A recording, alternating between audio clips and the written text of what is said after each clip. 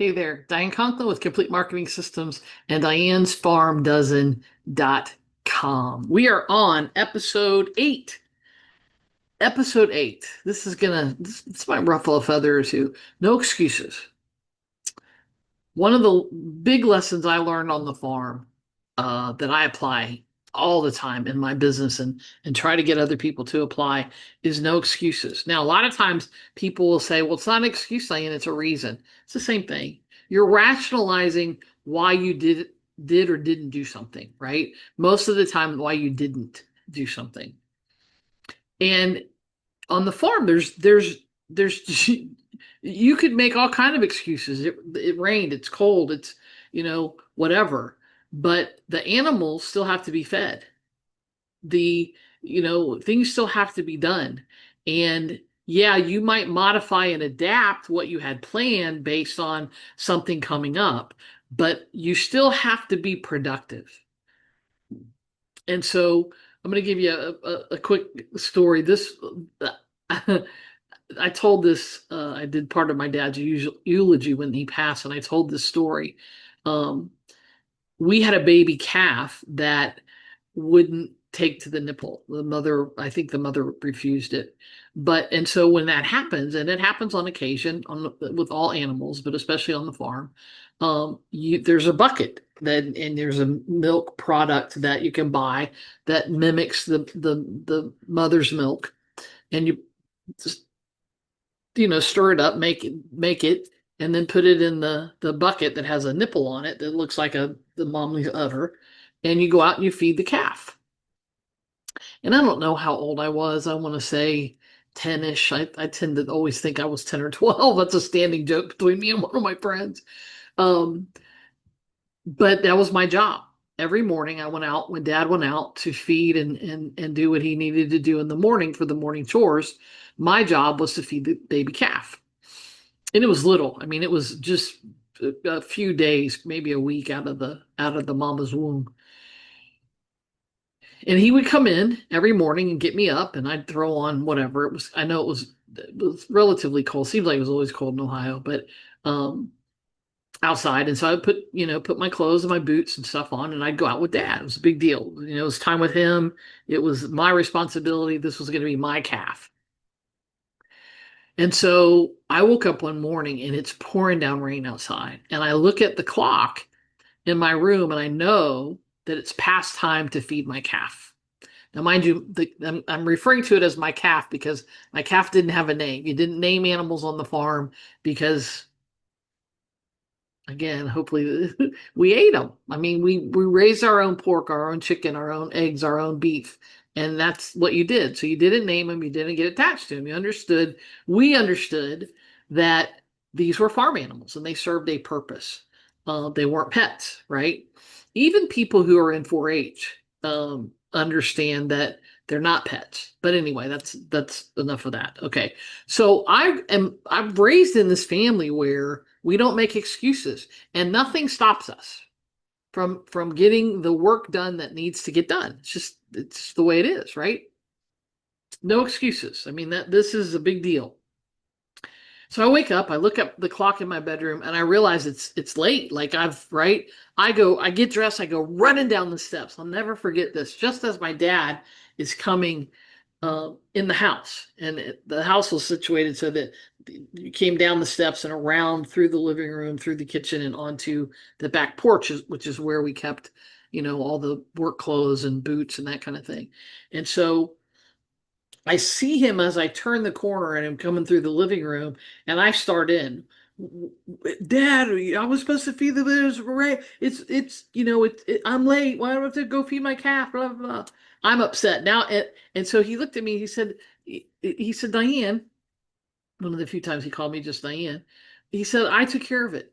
It's my responsibility. I'm supposed to do it. I mean, he goes, honey, it's rain. It's pour. I mean, it was pouring down rain, sheets of rain coming down. And now I'm crying, right?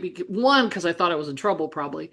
And two, because I was so adamant that this was my calf. This was my responsibility. There's no excuses. I was supposed to do it. It was just a little rain. Yeah, a little rain. It was rain. It was raining hard, hard, hard. But it was ingrained in me that this was mine, this was my responsibility. And so even this beating, pouring rain, and again, part of it was the connection with dad, that which was why it was so important. But when you take that attitude, I don't think he ever didn't come and get me again after that. But when you take this attitude of there's no excuses and taking responsibility for you and for your business, then there's a whole different um, feel. There's a whole different level of commitment to that, right? These things like non-negotiables and, never being finished and most of the things that we've already talked about up until right now. So through the first 8 episodes, they just become easier. They just become a part of you when you stop giving reasons and making excuses, right?